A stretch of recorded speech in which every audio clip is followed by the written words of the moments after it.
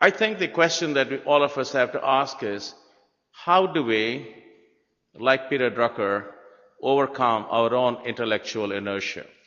I also think that age never stopped his curiosity and his willingness to experiment with new ideas, and that I think is quite important. So what I try to do to start with is to just look at the sheer volume of what he did. And as you can see, just the books, not the articles, you can't fit into any slide. So I have 2 slides. We all have some hope, because most interesting work of Peter Drucker after the seminal work in 54 came when he was 70 plus. So for those of us who are slowly approaching that age, there is hope. What is our bias?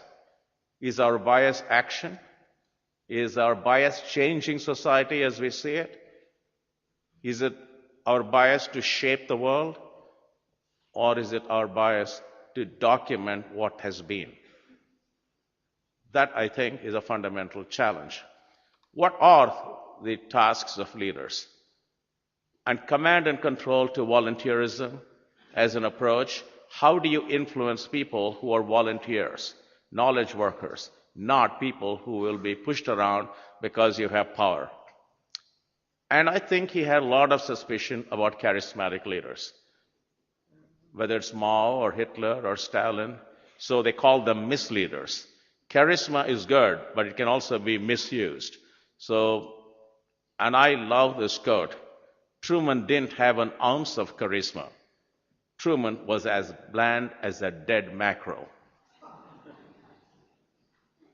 This was about President Truman. Then he goes on to say what an extraordinary president he was.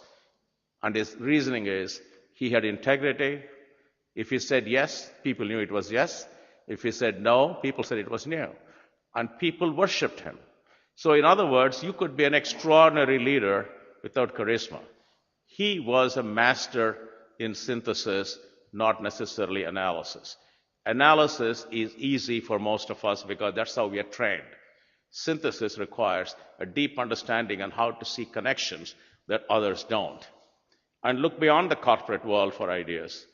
Can entrepreneurship be democratized?